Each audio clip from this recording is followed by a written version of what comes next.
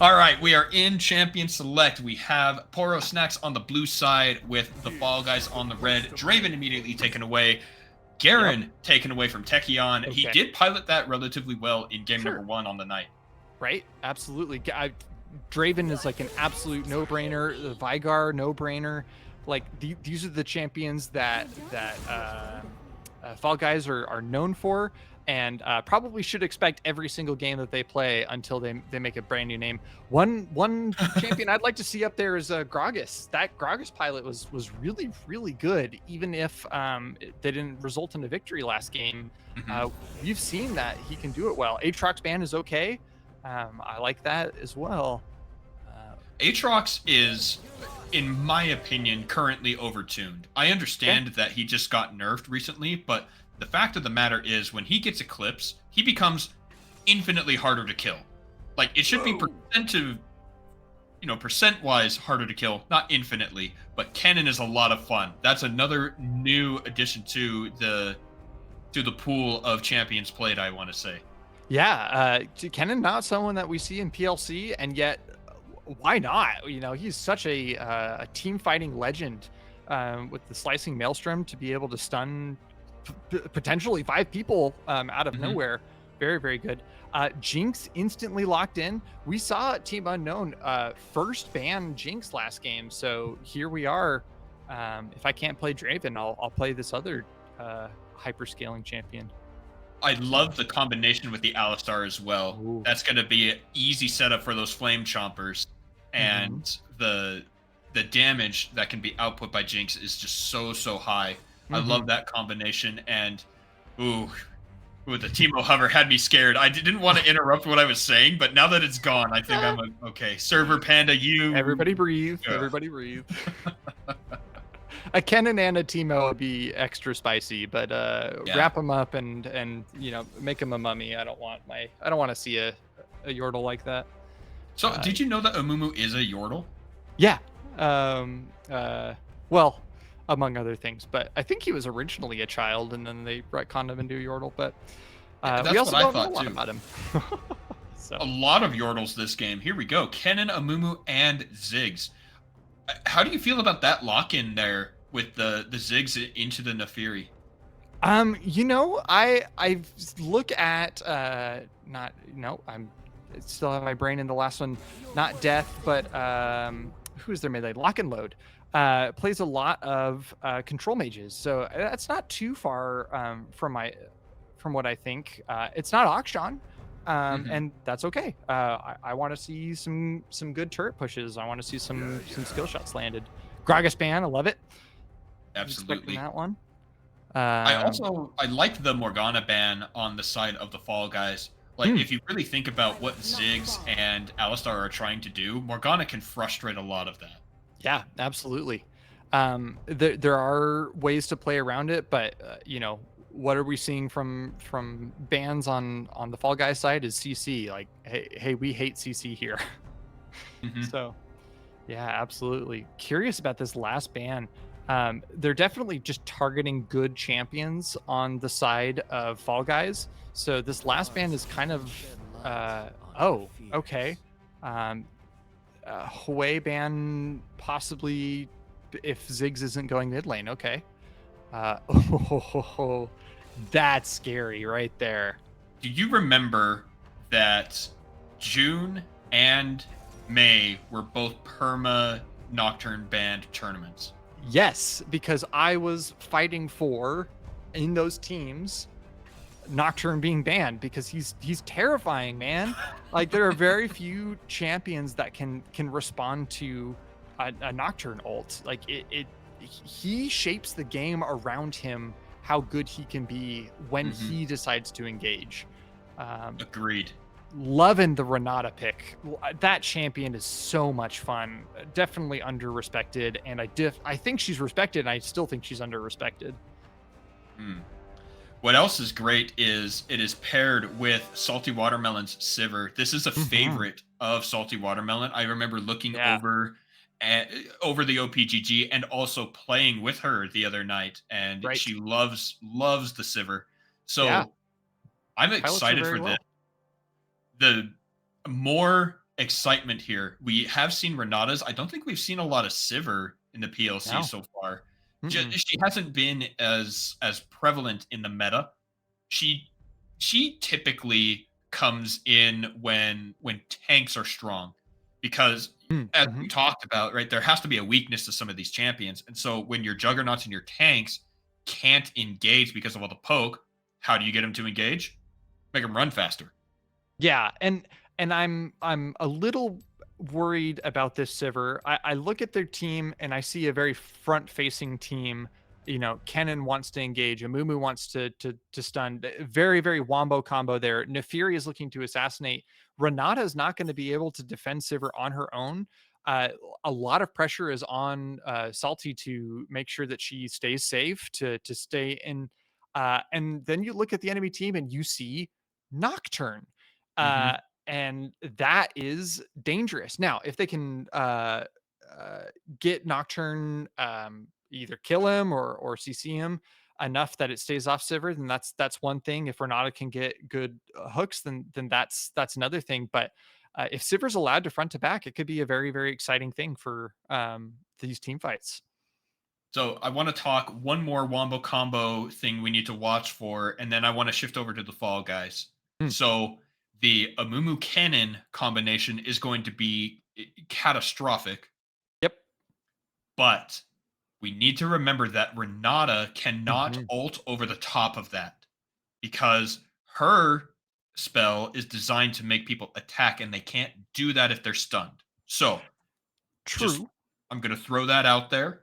Make sure that the next time you're Renata with a double ultimate combo like that, don't mess with that. You know, you say that, and we're right back to Shazbot dispelling myths Oh about boy. champions. Renata's ult is no different than Sona. It just travels slower. Sona is, you know, it deals damage because it's got a good AP ratio, and then it stuns you for a little bit. Well, it makes you dance for a little bit. Renata's the same thing. Like it has the potential to deal a lot of damage depending on who you hit, but you're not using it to kill anyone or deal a lot of damage. That may happen because of the champions you're ulting, and it's especially strong on certain champions, but you're using it as an extension of CC. So I agree. Renata shouldn't be using it when Amumu and Kennen are ulting. However, if she lands it such that it hits right after a Mumu or a Kennen ult, that is just that much more CC on top of it. That's like 5 seconds of CC in a team fight. Insane. Insane. I see what you're saying. Yeah. I see what you're saying. All right. And then now we move over to the side of the Fall Guys. I think their composition is a lot more standard or Mhm. traditional, right? You've got your beefcake tank up on the top side with the Dr. Mundo. You've got your assassin anywhere on the map because Nocturne's in the jungle, plus the paranoia. You've got a solid mid lane that's just regular push and can help demolish turrets and the zigs. And then the bot lane is also very, very standard. You got Mhm. your hyper carry that will scale. You got great engage out of the Alistar. I think it's a beautiful thing to see. It's like a classic car, right? Is it is it more powerful? Is it more beautiful than one of our modern cars? No, but it's something that's tried and true and just gorgeous.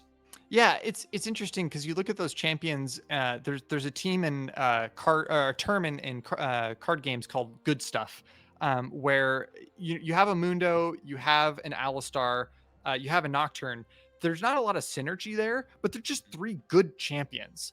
And then you've got Ziggs for the pushing. Like none of these champions are really interacting with each other in an extra special way, but they're just strong champions, and I don't think that you need the synergy. You don't need some wombo combo like Poro-Snax for just a strong team that the Fall Guys are bringing. Speaking of Poro-Snax and the Fall Guys, we are into game number 3, everybody. Poro-Snax versus the Fall Guys. This is the last, I want to say it's the last regular tournament game that we Yep. have for today. Hmm. And so whoever wins this will go on to fight Team Unknown in the finals. That will be a best of 3. But we have a whole lot of League of Legends to play before that. What do you think about this level 1? It's a lot more reserved than the first 2 games. You know what? I'm going to say that yeah, it's reserved, and I'm going to make a prediction for the rest of the day. We might not see any invades. Um, uh, Okay.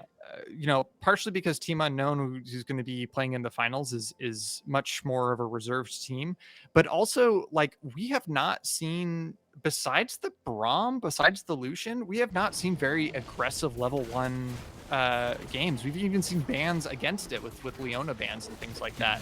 So yeah, unfortunately, I don't think we're going to see any invades. So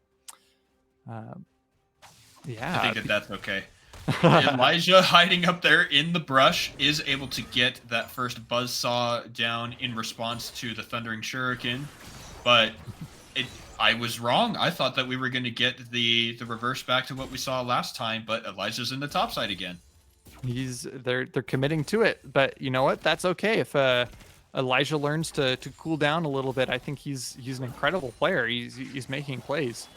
Just had that a little bit of a tunnel vision in the last game, so. And with Mundo, I think it's a little more forgiving to do such things. You become borderline unkillable with this champion. It's super, tremendously frustrating. Yeah, absolutely. And honestly, the problem with Mundo is you get to the point where you're so unkillable, you're running around everywhere, that people just start ignoring you because that's all they can do and in fights. So interesting to see how that will develop. Once again, Psyche picking the Nefiri that she's known for a while, but I also picking a champion that is very easy to land skill shots on Nefiri in the mid lane.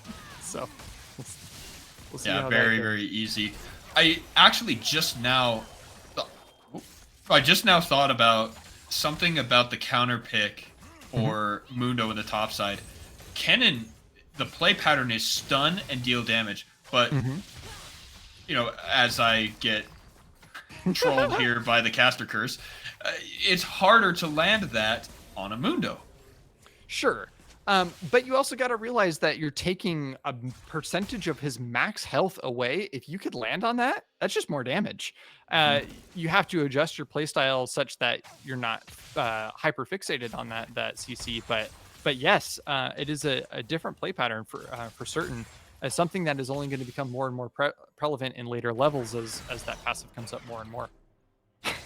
I want to pick your brain about the fleet footwork keystone for Jinx. I'm a big fan of doing as much damage as possible, especially because later in the game she has that extra range with the rockets and can proc it so easily. Is that a lane sustain idea here, or are we looking for the movement speed you get? What do you think? I guess so. I mean, Sivir has quite a bit of poke, but I don't see her whittling her down so much that they hyper engage. It's a strange pick. It's a good call on your side. I don't know if I agree with it at all. Yeah, I would have liked to see her press the attack or something more aggressive on her. Well, we'll be proven wrong eventually, right? Absolutely, as is the caster's way. So another thing we should talk about is where Laugh Wizard is. He was on that ward and just now backed. I think he was there for probably a minute, just standing there waiting for an opportunity to engage on the bottom side. And that's an unfortunate use of time, especially when Nocturne wants to get to level 6 so quickly. Yeah, it's a little bit of a strange one. We saw this kind of behavior from Server Panda, the jungler, last game where they were very non-interactive on the map. But in this case, I think it's actually going to be to their benefit, because Nocturne has been spending a lot of time sitting in bushes near the lanes and not ganking, which is time that you're not farming and not getting to level 6. Not that Nocturne can't gank level 6, but it's strange to me that you would just sit there and expect it. A little bit of engage. Here comes our first true fight. They wait out the spell shield. Salty Watermelon flashes away, uses the barrier. Double summoner spell used there for none on the side of Fall Guys. That's a great trade for the red team. Yeah, a little scary when she started walking back into that fight, but got away safely, but definitely limping without the use of with the use of both of their summoner spells. A very, very scary place to be in as the wave comes in. She's got to run all the way back. She might lose some minions. So yeah, I think so. It won't be too many because that is a cannon wave, and it'll take True. a little longer for that one to go down. So far, it's just one lost. All And the- Sivir is pretty quick. Oh, All- here comes all the our work fight rate. here on the Grub. Server Panda is going to be in some trouble. Flashes away from the first Buzzsaw. Elijah wants to go in. He's got the first slow. He doesn't have... He does have his ultimate available. Flash in from Techion. First blood in the hands of Lock and Load. Techion might be in some trouble now. Elijah healed up. Psyche is here, jumping in to get the first kill for them. Psyche takes down Elijah. Lock and Load will get his second, taking out Techion. Wow, that's a lot of money that was just injected into the mid lane. 1-0 and 2-0 respectively for the mid laners. You know, Ziggs being able to respond pretty quickly, and Nefiri being such a mobile champion. Yeah, that's a lot of money. But Fall Guys come ahead of that, especially being able to take the grubs afterwards. I kind of mourn the play pattern of Server Panda a little bit. If you talk to any of the teammates that I play with, they'll tell you that I'm a very passive player, and I kind of see myself a little bit in Server Panda, getting bullied around the objectives, being responsive rather than proactive to things. I'd like to see more of that. Man, we are establishing a play pattern for Elijah top lane. This push and aggression is just constant. Well, this time it's working though, because you get that heal from proccing the passive much easier than the heal from Darius landing the decimate on the axe blade, and Very so true. it's going to be a lot easier to maintain this playstyle on the Mundo. Yeah, I'm liking the Mundo much better. He's landing cleavers. He's landing. He's staying healthy. He's getting turret plates. Like this is a good play pattern for Elijah up at the top lane. Oh, first Nocturne ult coming in. Jumped onto Server Panda, tries to get away. He does get away with the bandage toss, but it is not enough. The Duskbringer will take him down. Laugh Wizard is chasing down Psyche. The dogs are in the way. He can't land the auto attack because he's melee. Duskbringer will get him a little bit of speed. Psyche is going to proc a shield there, the barrier. Underneath the turret, Lock and Load is going to go down, but it's only an execution. I loved the use of the ulti there to get not only the movement speed, but the waiting to get the shield until the damage was coming in from the Nocturne. Unfortunately, not enough, but still very well played despite the unfortunate result. Fall Guys are pushing the tempo of this game. You got aggression up top side. You've got the great ganks in the middle.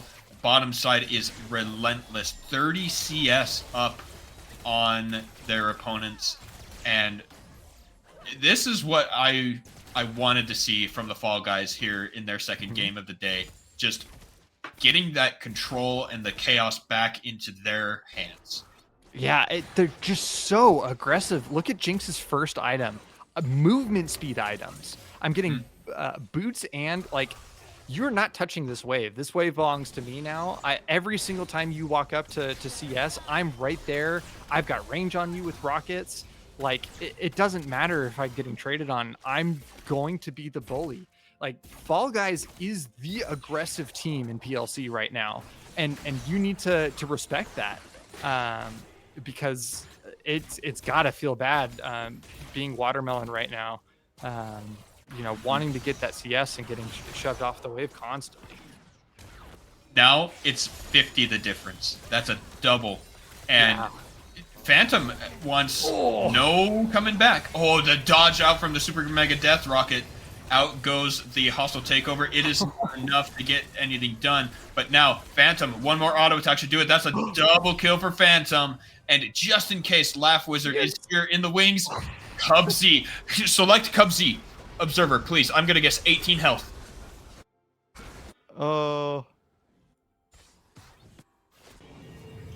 Okay. The last one, but it was up to 50. But yeah, it was after a lot of regen. Crazy stuff. Amumu trying to come in to clean up, but Nocturne knowing to stay there. Just, you know, the Fall Guys is like such a suffocatingly aggressive team. I'll say it once, I'll say it 100 times, that you know, teams coming into PLC need to see the Fall Guys and be like, ugh, This is gonna be a tough game. Yeah. All right. Elijah has 2 of the regen bracers. What are we building first? There's only 2 items that you can build out of that. Right. I want to say Heartsteel because that's a lot of damage. I'm very curious if that's a mistake or if it's just that committal to get the regen that early. His passive stacks with that super well. He's going to be having like 9 health a second at this point with the passive. It's crazy. Oh my goodness! Another plate goes to him too. I does it work like that? But oh man, just the flash away. He flashed away from that buzzsaw. That was so close. This is crazy. The CS difference between these teams. Neferi not being able to touch the wave because constantly being pushed off, and so they're killing the turret. First turret goes to them. The Mundo constantly pushed up, and making sure that Kennen can't touch the wave. The Jinx, this game is. This is the engage. Watermelon has ulted. They got the dragon. They've got the engage there onto lock and load. Psyche will pick that one up. That was really well done from Poro-Snax. They knew that Nocturne was on the top side. They got a dragon, and they pushed for a kill afterward. Yeah. This is the Fall guys' game to lose. If under the turret, Lap Wizard might be in some trouble. Takes 3 turret shots. Techion is still alive. Elijah gets the kill, but dies for it. Oh man, that again, Fall Guys, this is your game to lose. You keep diving like this, and you're giving shutdowns to these people. You're clearly winning, but you don't want to make sloppy mistakes like an awkward tower dive against a ranged champion. But gosh, the amount of plates that have gone over, we might see all 3 turrets go down with full plates to the Fall Guys, and that is just an insane amount of money injected into that team. There we go. That's the second of the 3. And here comes the third. Elijah's going to pop it. He has 30 seconds. And there, you called it, Shazbot. All 3 outer turrets. Every single plate. What is that, 125 gold per plate? Per plate, yeah. Plus the first turret gold. So that's just an insane amount of number. I'm not going to do math on stream. Yeah, exactly. That's rule number 3. Server Panda and Techion are fighting Elijah. He is staying pretty healthy. He gets rooted there from the Curse of the Sad Mummy. Elijah is trying to run away. Techion is following. Oh, man. The percent current health. Nope, never mind. We're fighting on the bottom side. Psyche is able to make it out. Trash Lord saved them. Goodness. Just what an oppressive team. Imagine yourself in Amumu's shoes right now. What lane do you respond to? What objective can you focus on? It's just suffocating. Speaking of, Elijah suffocates the top side one more time. He got the Warmogs up. He's going to regen like crazy. Yeah, we've heard of front-to-back comps, but this is a front-to-back. Talking about that good stuff at the beginning of the game, we might not see team fights because they're just going to keep pushing the waves all the way in. Usually at this point, you're a little bit more mobile. You can respond to things faster, but the fact that every single wave is constantly at their turret, this is oppressive. Absolutely. Yeah. Very, very well played by the Fall Guys so far. Just huge 10k gold lead. This is looking very dire for Poro-Snax. They need something to get back into this. We have completed items on the side of Poro-Snax now. We've got the rocket belt on the top side for Kennen to get into the fights. The Eclipse for Neferi to be healthy and sustain after starting a fight. Easy to proc when your dogs deal damage and it counts. Did you know that? Yeah, it does. Brutal. Yeah. Makes it very, very strong. But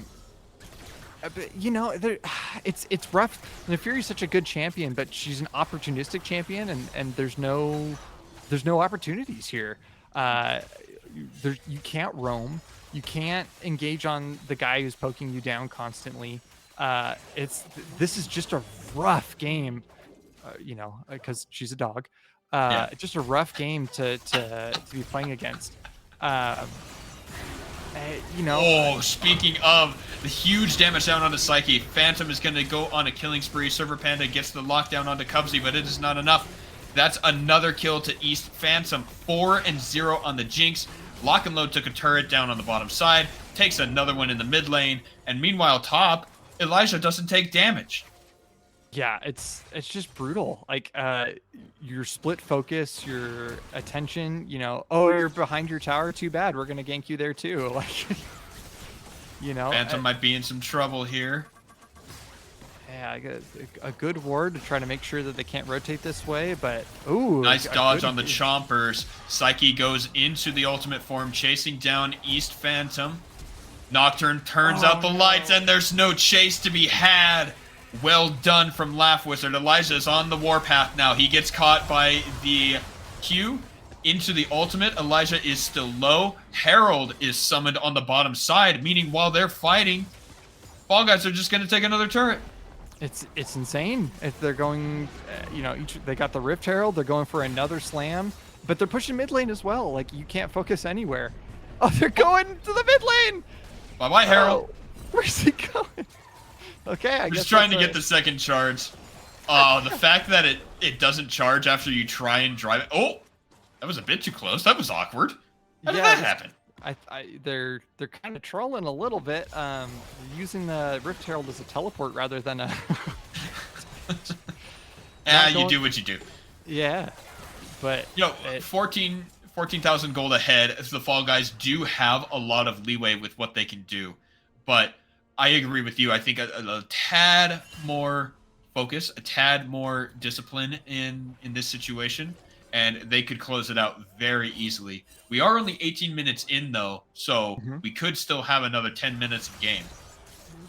Yeah, it's rough that 18 minutes in that so much has happened. This you know, we have objective gold. Getting a kill on any of these priority members is going to net them, you know, 900, 700 gold. And yet, even mistakes like that, I don't think is what brings them back into the game. They're not losing by, you know, a couple of thousand of gold. They're losing by tens of thousands of gold. And it's brutal, especially if they just keep it up and keep pushing. Now, if they can stabilize, that's one thing, but they're going to need a game plan to allow them to pick someone off. But you know, the Fall Guys are proving that they don't need more than one or two guys to take on the enemy team. I want to talk about how the way that the Fall Guys are playing reminds me of when I was casting for the University of Utah. But does Psyche make it out? Psyche makes it out. Elijah makes it out. He takes a turret first. Another fight on the top side. He's just gonna go fight Techion. He gets the kill. Bye. And Lock and Load picks one up in the middle as well. Elijah with the Warmogs, with his passive, is just healing. They're going to go in onto Server Panda. They're going to take him down, dodging out the hostile takeover. Extra damage there. Lock and Load picks up another one, and then the Super Mega Death Rocket gives the double kill. This is the end of this game, Jazzbot. It killed all 5 systematically, one by one, every inhibitor, every tower. The Fall Guys are mad after the last loss. They're like, we want blood. We want a rematch with the Team Unknown, and I think that's what we're gonna get as the Nexus falls.